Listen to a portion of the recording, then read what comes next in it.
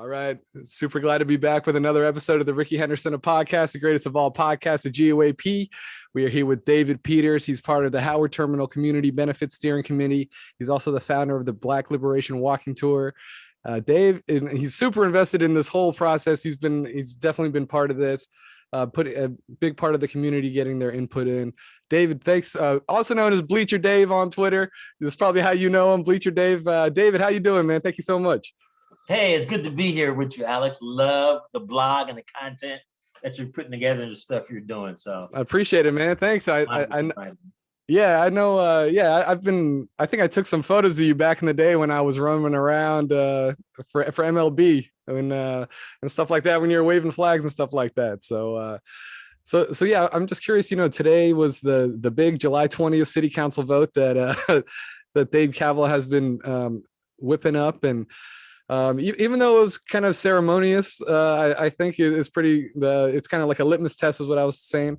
How are you feeling after today's city council? They voted 6-1 in favor, essentially to keep negotiating with the A's. I feel about like I did yesterday. I think it was, I think for a long while now, we knew that the council was going to vote for it, right? Because it was the whole intent of the city staff to give the council something that could vote yes on, as opposed to what the A's had proposed. The council would have had to vote no on, and so this big to do. People were like, "Oh my God, how's the council going to vote? They're going to vote for it because the staff is going to give them something they can vote for."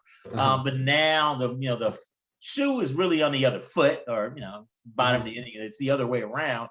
And it's no longer will the city agree to the A's terms. It's now, okay, A's, you wanted to vote on a proposed term sheet by July 20th. That's what you got. Now what happens? What is the A's response going to be? Yeah, I mean, what do you think about the posture that Kaval and the A's have taken? It seems like the city council is here, they're ready to go. And Kaval is kind of standoffish, it seems like, to keep on the go. I don't know, who knows? They're probably figuring out their strategy right now and how it's going to be relayed to the public.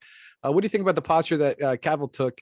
It kind of seems like he's kind of putting like a our way or the highway kind of energy out there right now from the A's. Man, that's been his energy for too long, right?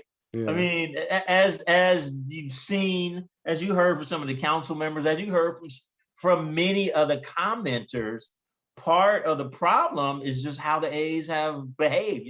The perception of, people, Oakland residents who are not A's fans, especially Oakland residents who are A's fans, and A's fans in general. The A's have went out of their way to torture us. They have. And so as a resident, more importantly, as a council who's hearing from a lot of the residents, to put them in that position with what seems like just nonsensical, gratuitously infuriating behavior just doesn't make any sense. It just really doesn't. Yeah, I thought it was interesting how they made a point to talk about the tweets that the Kaval sent from Vegas and stuff like that. You could tell that they were really perturbed by that. And they, some people were tweeting like, yeah, they clearly feel disrespected by Kaval throughout this whole process, So I don't know. And so for me, I'm like, get over it. Somebody said something, tweeted something at me like, "Oh, I guess David Peters finally figured out that billionaires don't care about him." Guess what? Nobody cares about you. For me, that has nothing to do with this. This is a business negotiation. I don't need Dave Kaval or the A's to like me or the city or nothing like that. It's irrelevant to me. And so a lot of people, I got their undies all in a bundle about, oh, they said they're rooted in Oakland and they're really not. Guess what? It was a marketing slogan.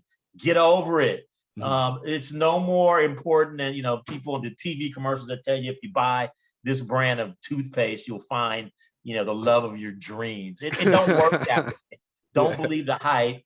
I'm so over the notion that, the way that Dave Kaval and A's handle this is they're mean and they're jerks, and therefore we shouldn't cut a deal with them. I'm like, I don't care. Just cut a deal that's enforceable. It's nicer when you're dealing with people who are nice, but that's very frequently not the case. So what?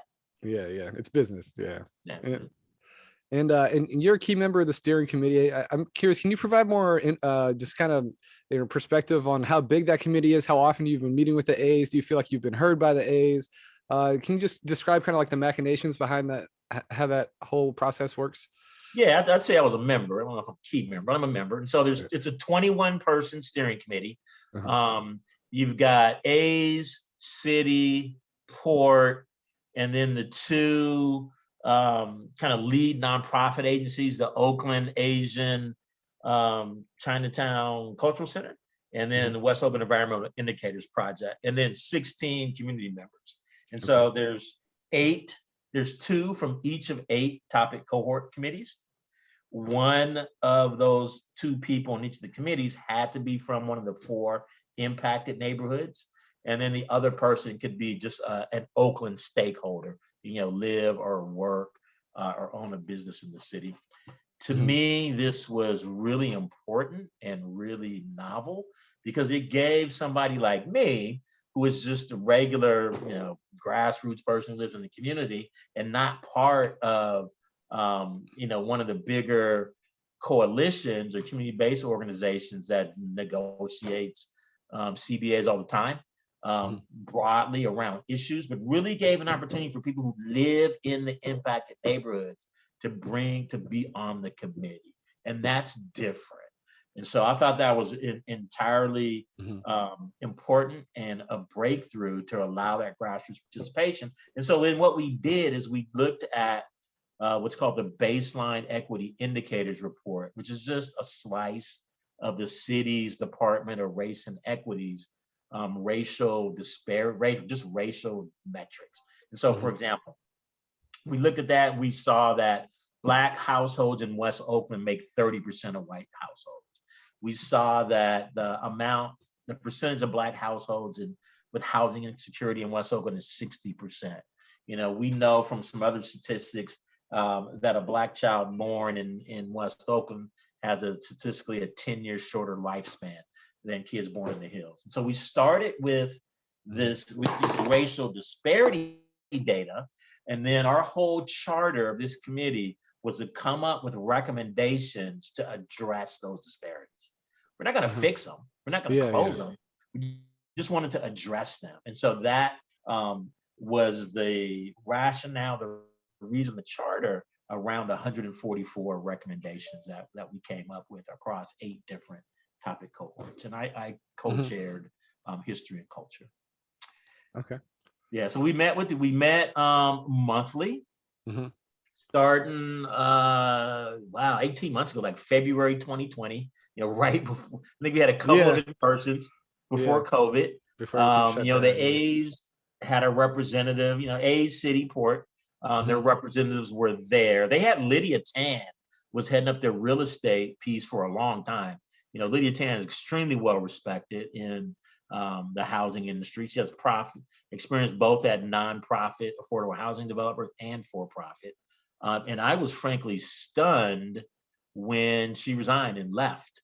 At that point, I was like, well, there's something hanky going on with this real estate thing. You mean she was with the A's? She was representing the A's? She was head of the real estate for the A's. A's had hired her specifically for this project. Interesting. And something happened last September. I think the A's said that she would no longer be the A's representative to the steering committee, which was a shocker. And then like a week later after that, she resigned. And so I took that as a really bad sign of the A's good faith to get this done. They no longer had a credible leader around real estate development and affordable housing. Maybe the reason had something to do with the A's reticence to fulfill their legal requirement around affordable housing. I don't know, but I just thought that was a really bad sign. So we met with them monthly. I've been part of another group, West Oakland Benefits for Equity, which is strictly a group of West Oakland residents that's been meeting about 2 years now around this community benefit stuff, just because there's so much suspicion from the community from long experience of things not working out. And so that was kind of the process. And so we started off with these monthly steering committee meetings.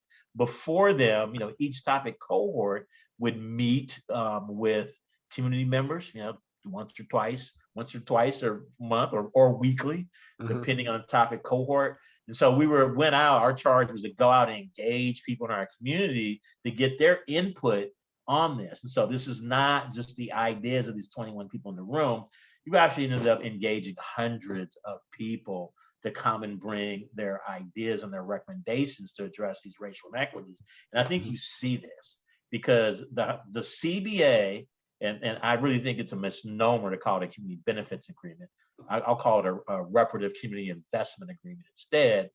The breadth of the suggestions is so much broader than anything I'd seen before in any other CBA agreement around here that it's really of a next level kind of undertaking.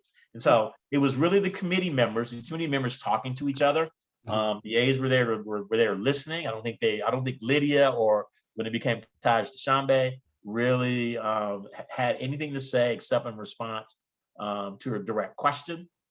The port was there. I think one of the things that is crucially important that folks aren't looking at or talking about is that the port has committed to funding the CBA.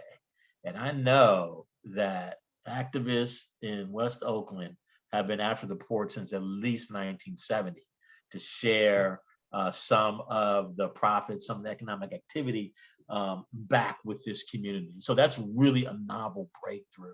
To get port participation, so that was kind of it. That was our process. Now I got to say this: somewhere along the way, it wasn't until, and so we were asking the A's, and I'll say me, a couple of things. One, what's your commitment for the amount of dollars you're going to put in the CBA? We started asking that of the A's from day one. Yeah, never would say anything. Carol Fife started bringing that up in that July 7th meeting, that study session. She was bringing that up. I feel like her line of questioning has been pretty direct and pretty spot on especially with Cavill. I mean, do you feel like the A's in the city are taking your demands seriously though? I mean, it seemed like Kaplan today, she specifically mentioned some of the key things that you've been talking about too. So especially in some of the amendments and stuff like that that were put in today. So this is interesting. So I think the city is taking them seriously. I think the city staff is taking them really seriously. I mean, the city staff is who had to go and negotiate with the A's for these past few months. Once the A's dropped their proposal, which is never going to work, the city staff had to come up with something that the council could vote for, and it had to include.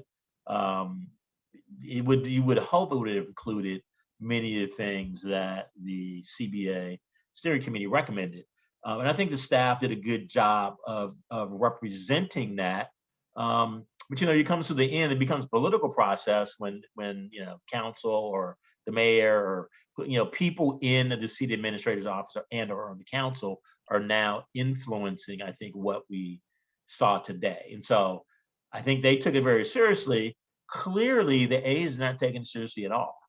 I mean, the steering committee found out in April, when the A's dropped their term sheet that they intended to contribute $0 to the agreement, which was a shocker and a stunner, pissed everybody off.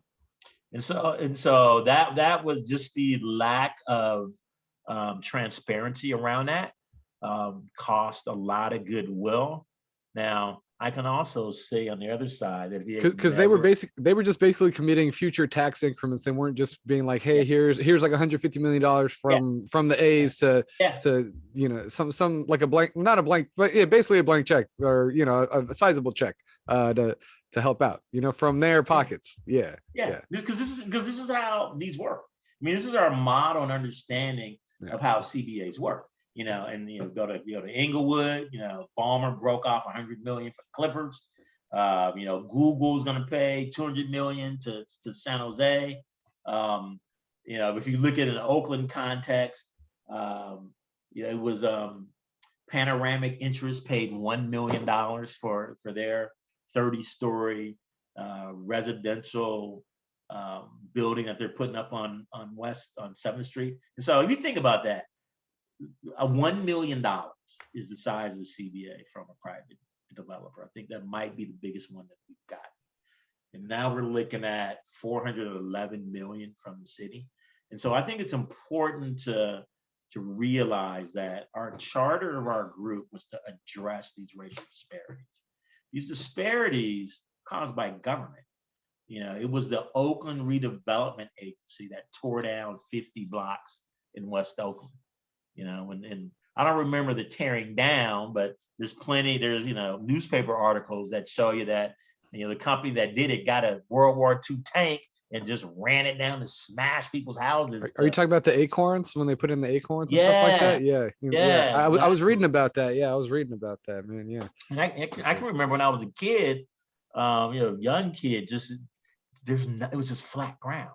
This very huge swath of West Oakland. So I'd say that the city owes this community a debt for doing that. And they're only one of the actors. I mean, we got redlining and segregation and predatory mortgage lending. And so all layers of government had a hand in it. But certainly, Oakland City Council, decades ago, and some would say even currently, continue to bear. And so I would say the current council, the city, bears a responsibility to redress those grievances, because there are people that have been affected by that directly and are still alive and still around, who lost their homes. And more importantly, the community was destroyed. And so everybody knows what else, BART and post office, and, all the things that destroyed the Black business and commercial district in West Oakland. And so I would say that it is government's responsibility to fix that. And they're not going to fix it, but to redress it and address it. And that's what this does. And so currently, it asks for nothing above what the A's have to legally pay, which is unfortunate.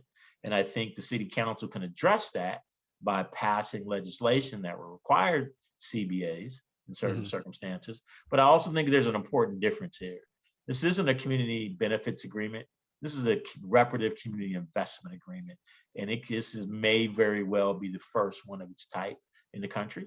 And I think we should be proud of the way it went about, data-based, community-driven, and city funded to repair and address these Yeah, I thought Councilmember Dan Cobb brought up an interesting point a couple of weeks ago. He said, on his face, 400 million sounds like a lot of money, but if you spread that out over 66 years, it only comes out to about $6 or $7 million a year. Do you feel like this is sufficient for what the community needs, and it's going to be commensurate with the impact that the stadium can have on over the 66 years? I mean, $6 million a year now. I mean, in 20 years, it's going to be like nothing, I mean, do you feel like that's enough of a monetary, like, does there need to be a bigger commitment, either monetarily or in another way? If you ask me, that's not nearly enough, right? Yeah. I'm biased. And so I'll put it in context. I'll think about it a different way. So I present valued that, I think I did it right. And so that equals like $150 million lump sum payment today. That's the current equivalent.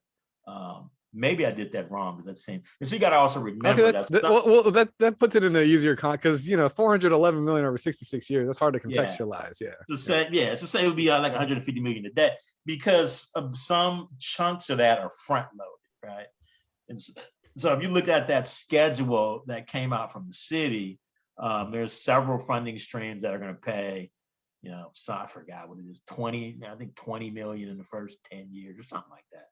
So those come up, and now I'll contextualize it, because I'll go, okay, well, if $1 million, a one-time $1 million payment is the biggest CBA in the Oakland's history before, 411 million over 66 years is a hell of a lot more. Yeah. So I think we gotta contextualize it that way. We also have to realize it was a demand of the steering committee that the benefits flow in over the 66-year term of the contract. What we definitely didn't want to do was get a one-time payment up front. we wanted to make sure that their revenues poured in, over the term of the agreement. But I certainly figured that this would be something the A's would be funding over the life of the agreement from their profits. And so, while I can be, very unhappy and dissatisfied at both the fact that the A's don't seem to be kicking in at this point. I hope the city continues to negotiate with them on that. And I hope the A's see fit to do right on that.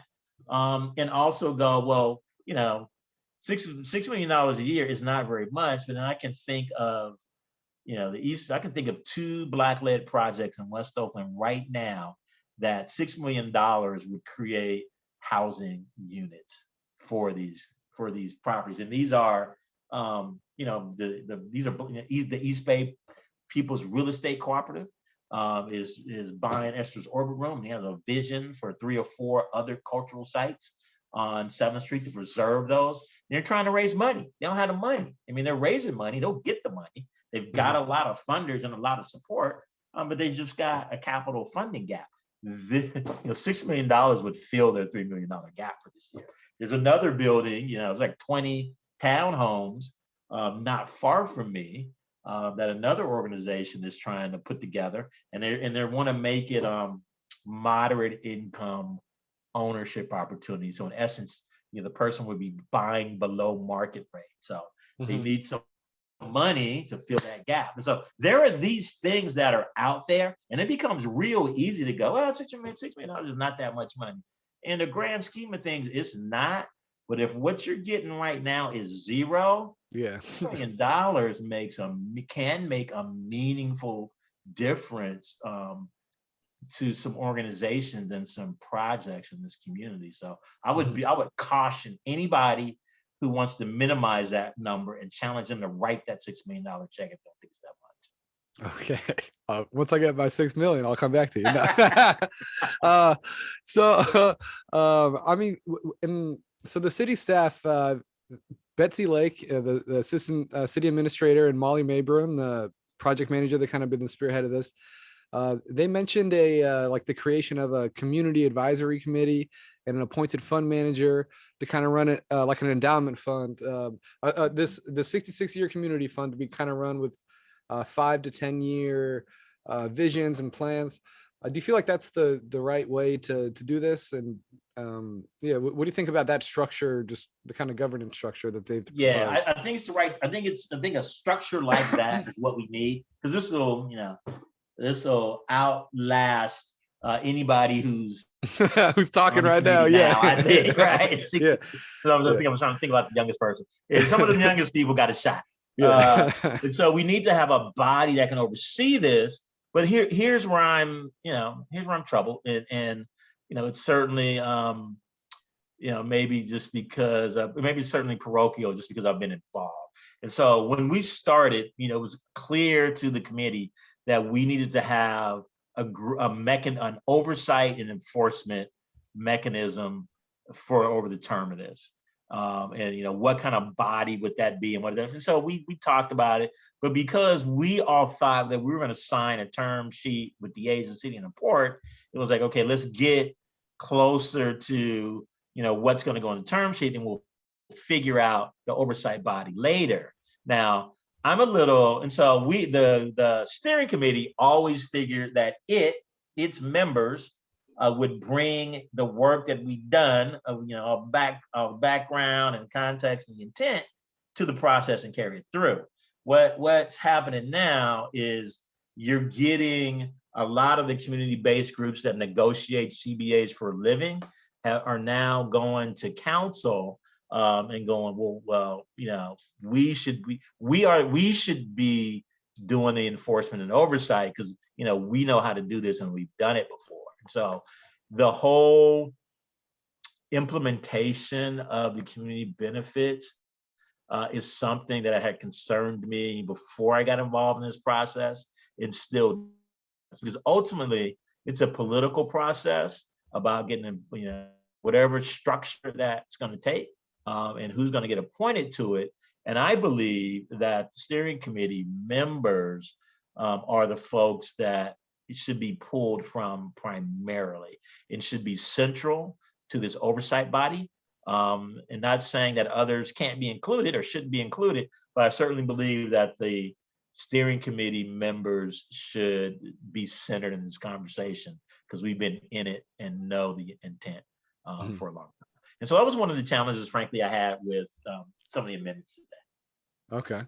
Okay. Well, and what do you think about the A's? Do you feel like they're taking enough responsibility? I mean, and they've listed some big dollar amounts. They're quick to throw out the $450 million thing, but I mean, it doesn't really seem like they've thought about the creation of any, dedicated staff or, like a committee like this, something like this community advice. They didn't really, I haven't seen any ideas for that.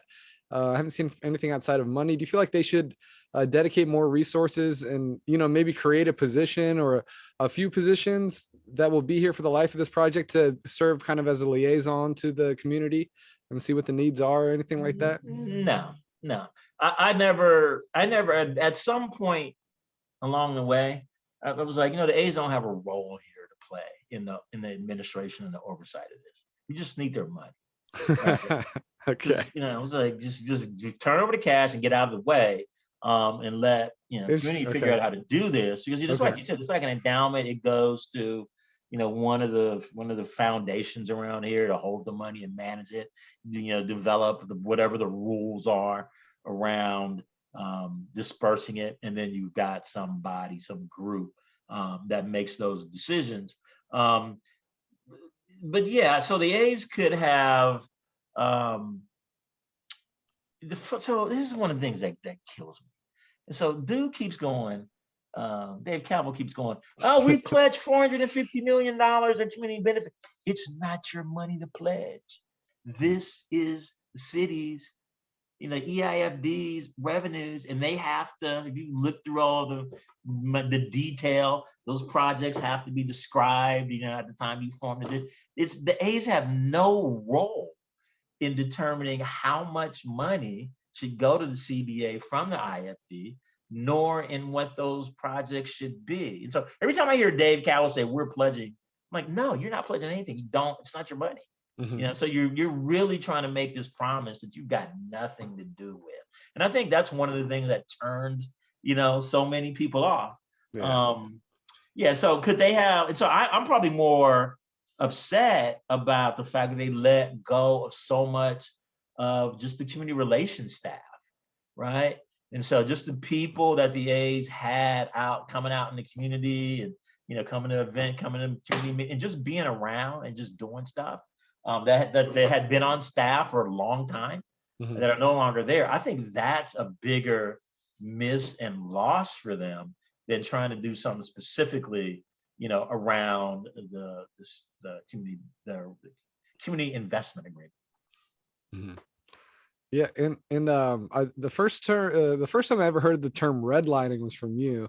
I did some research on that, and I knew that West Oakland had a lot of issues with that before, but I didn't realize the extent of it. Even dating back to I think it was I did some research because I was at my family friend's house and he had a poster. He was like, yeah, check this out. This used to be 7th Street in West Oakland. And I had no idea. It was he's like, yeah, it was a Harlem of the West. You never heard of that? I was like, no, I didn't even know that. I'm 34 now. So I'm curious, can you tell people just kind of what redlining is, how it applies to West Oakland historically? And it's happened multiple times in multiple different eras because of multiple things. And I just kind of want to bring more awareness to the terrible things that have really happened to the West Oakland community since the 40s. Yeah, now this is a fundamental thing to understand about why our cities and suburbs look the way they do now. I think a lot of some people would go, oh, the reason that we've got chocolate cities and vanilla suburbs is because the Black people all just wanted to live by each other and never wanted to live in suburbs, and and that's why. But this is not how we end up with this kind of spatial arrangements in our metroplexes.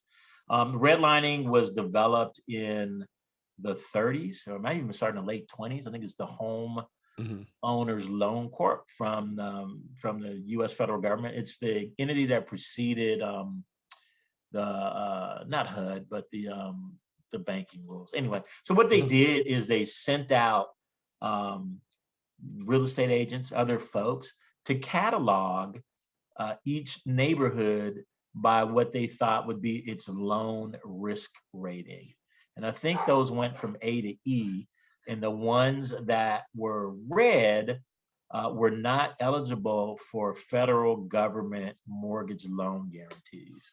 And so that means that if you wanted to borrow money to buy a house, to rehab your house, to invest in the business, to, anything that had to do with mortgage lending, residential or commercial, you had to pay a much higher rate than somebody in another neighborhood. And so that was, all of the flats in Oakland, basically, 24,980 running between MLK and Telegraph follows that red line.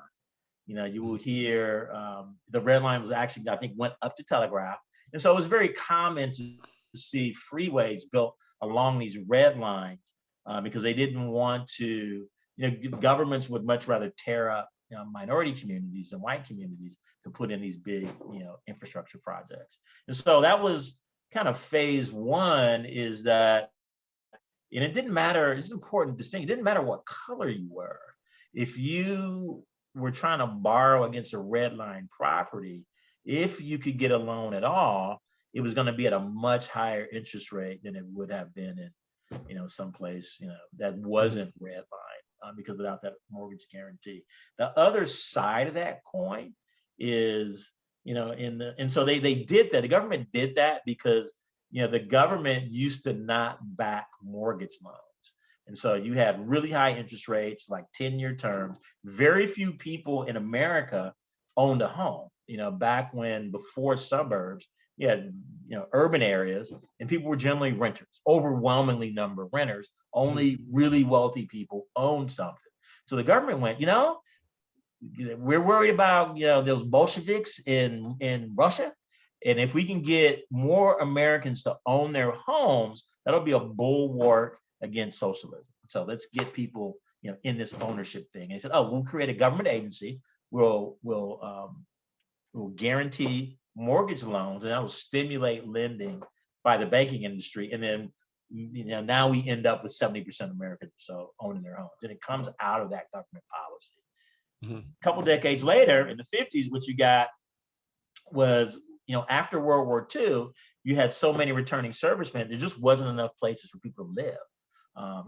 Around here in Oakland during the war, there's not enough places for people to live. You had stories of, you got to. Yeah, it got overcrowded, right? It got really overcrowded. Yeah, overcrowded. Right? You had people, you get to sleep, to have 8 hours in your place that you're renting, right? And you get out. So that, you got 3 8-hour sleepers.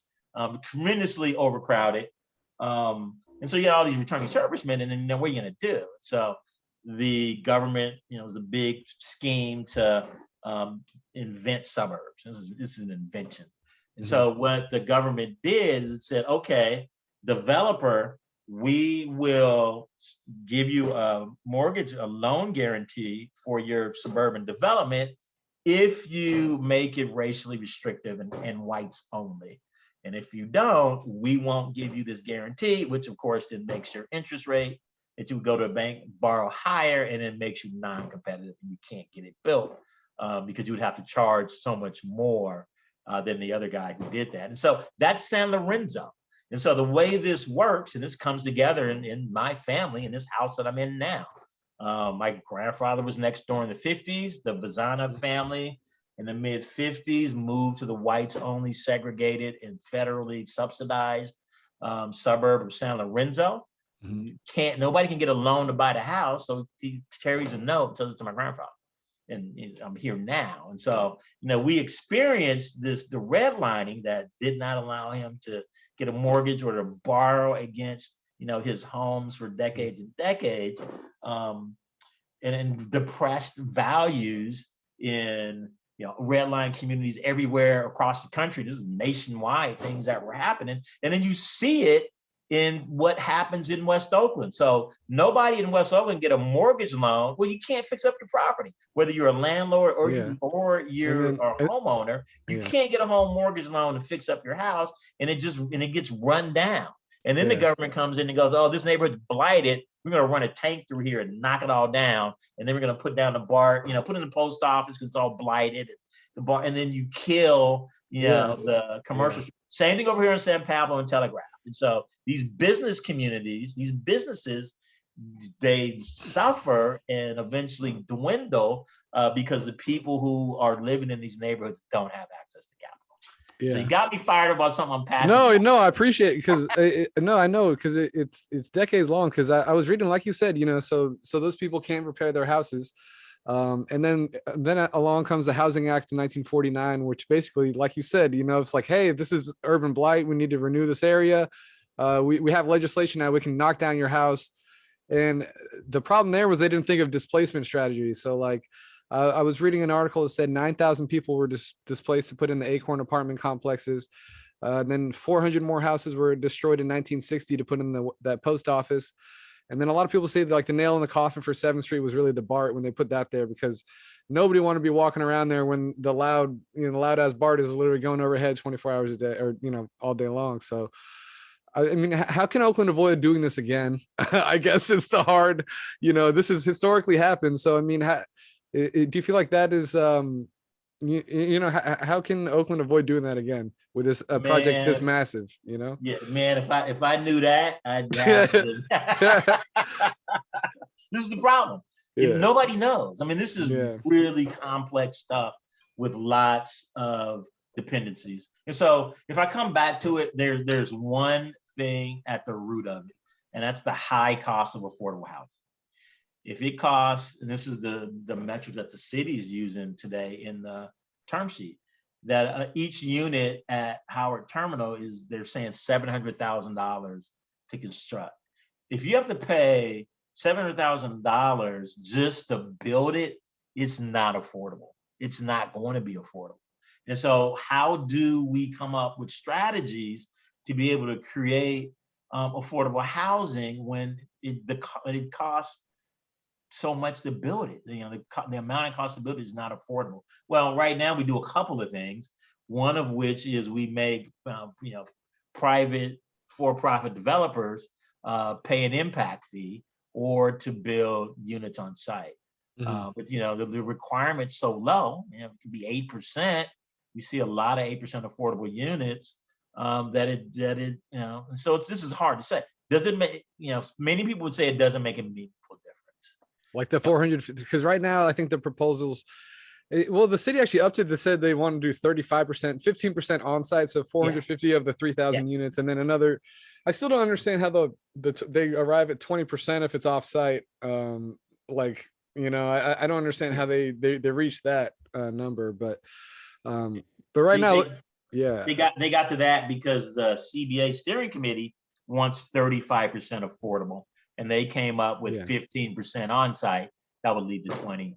Offsite to get there. Yeah, but I guess I don't understand like where that 20 is, that 20% out of the 3,000 total units. So that's like another 900 offsite units they're going to build. So they're going to build 900 apartments like around Oakland. No, they're not going to build. So here's where I guess that's where I'm confused. I'm like, where are these or are they just going to restore 900 or preserve? Yeah. So there's some things. So on site, we want, there's 450 units now. Yeah. Many people would go, oh my God, that means there's 2,550 not affordable. I'm like, that's true too. But if you go talk to somebody that lives in an affordable housing unit and let them tell you about what a difference that it makes in their family's life. So if you just talk to some folks that won one of these affordable housing lotteries, it makes a difference. And I know that from my work with a Baltsy, right? So I always think about it as every affordable housing unit we can get is a bonus. Now, if we need to change our laws so that we require more affordable housing units, that's something to think about. Some people would tell you that if we increase that, we end up with getting nothing built. One of the problems with funding affordable that way is that we get no housing in the middle.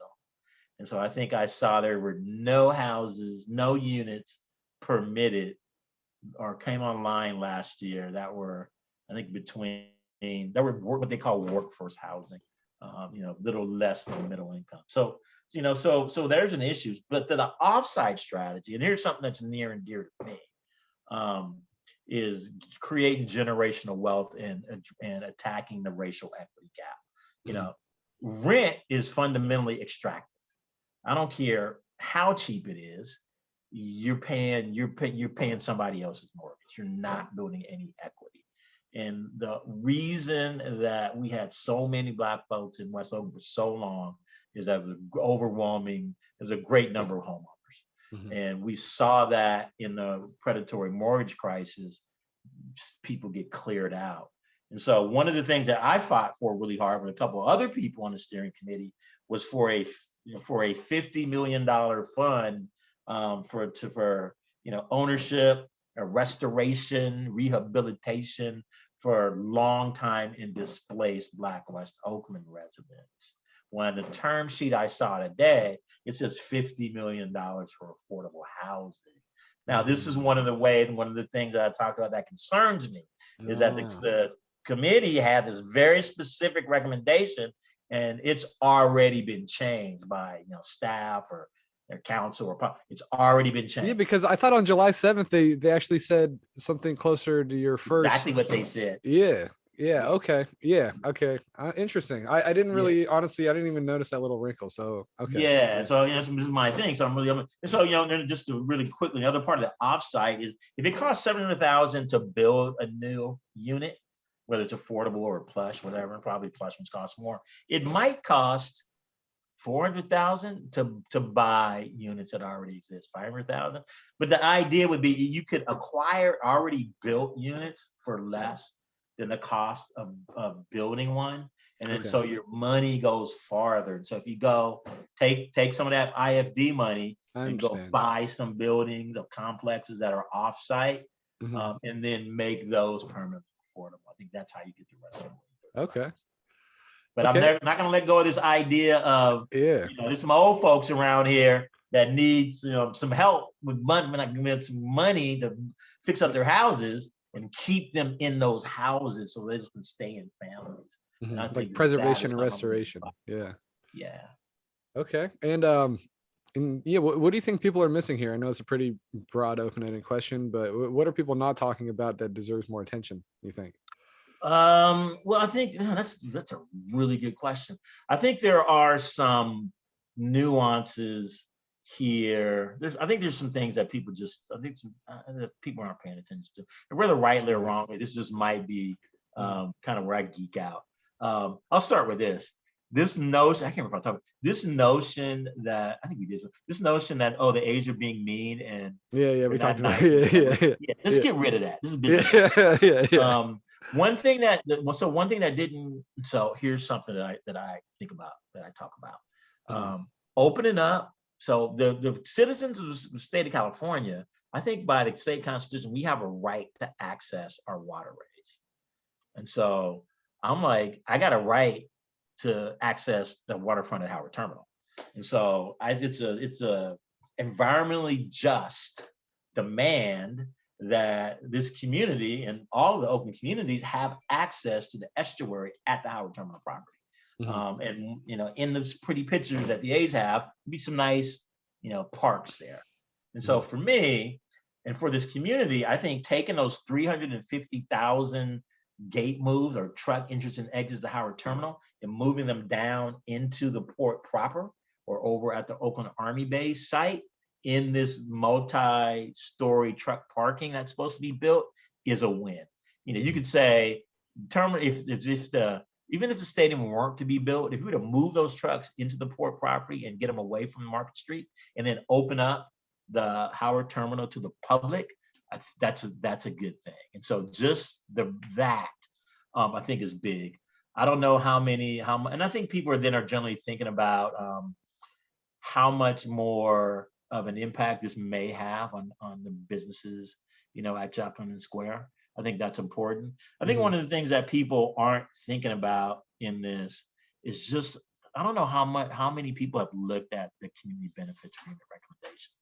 They are so much more broader than what we usually get. I mean, there's a whole bunch of just Is that Exhibit D? Is that right? I have to go back and look, but I remember I think it's Exhibit D or Exhibit E, and it's it's really lengthy. It takes up a couple pages in the term sheet for sure. So yeah, I can't remember. I know there's something in there that's the kind of the guiding principles. I don't even know if the final report is incorporated or not. I think there might be drafted in there. I don't believe though it's an exhibit to the term sheet as a reference. It could be in the last one, but it's out there. So I don't know that people are looking at that. I just, I don't know. To me, this is why this is a very complicated deal. I don't know that there's very many kind of weird things. I'm not saying that right. Here's something that I think here's the key thing, and I think right now it's the offsite IFD, right? It's the offsite infrastructure. So it's not going to be an IFD, but I think as we heard today, there's potential for lots of funding out there, federal and state level.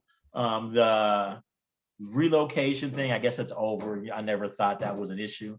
It could leave. The condos will still be here. They'll still trade. That fee would still come into the community investment fund. One thing that I don't think Cavill really has pushed back on loudly, but I think it's probably an issue for them, and I don't know, maybe it's not, is that 0.75% additional condo transfer fee. Transfer fee, on top of the 1.5% that the city and county already charges. So he didn't squawk about that loudly.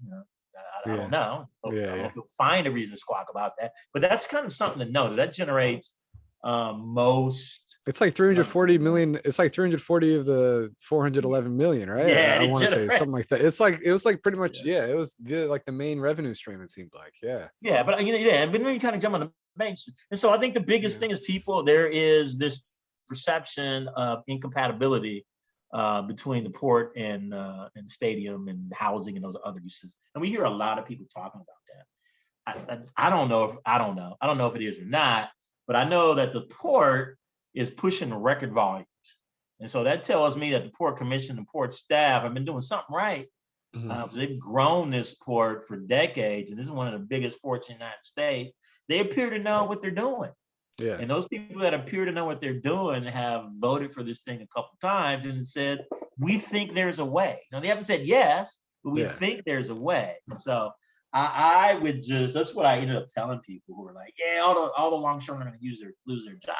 I go, well, if I was in their position, I'd probably scream and say the same thing because I'd probably be scared that because you just don't know. You just don't know how it'll be. Yeah. It's a good negotiating position. And it's, so I get, on the other hand, we need to have somebody who's more, a party that's more objective to looking at, and I really do think that the port is about to determine that, and then with the council, including the seaport compatibility measures, to just put that in writing that needs to be, those concerns need to be addressed. I think gives me, comfort, that it's just all the bases are covered and everything. Okay. How has this affected? I mean, I used to, I think, see you at games and down kind of near like the right field line and stuff. How has it affected your relationship rooting for the team? Like, you still watch today's game and stuff? Like, how is it, man? Oh, you busted me. I've only been to 2 games this season. First, because I was like, well, it was minimum, reduced capacity. And I was like, I don't want to go out there. It wasn't a gotcha. This wasn't a gotcha. I'm just curious to see if it's affected your fandom. It has affected me. I mean, this was so distasteful. The process with the A's was so distasteful that I was just kind of like, it's just hard for me to get excited. You saw under the hood. Although I went out a couple of times. This last couple of weeks, with the tweets from the mocking tweets from Vegas. I hear the A's are playing in stadium songs about being gone and stuff, in between innings. It just really made me. I haven't watched the games in the last couple of days because Oh, it really? just Yeah. feels so like, and that's Yeah. not me. For sure. Yeah. Well, hey, James Krapilian looks good, man. So Definitely do. yeah, yeah, He yeah. might look. Yeah, he might be the guy that we wanted Jesus to be. I know it's crazy. Honest, dude, that's a good call. Honestly, like, yeah, he's got a 2.56. I think I saw he has got the lowest ERA for any rookie in the American League. So Wow. yeah, it's crazy, That's man. good stuff. That's good stuff. But anyways, man, I know I said we are going to 8 o'clock. It's a little bit after that. It's been a long day. Thank you so much for your perspective, man. I really, really appreciate this time, man. It's great talking with you and just getting your deep knowledge about all this stuff, man. So thank you very much.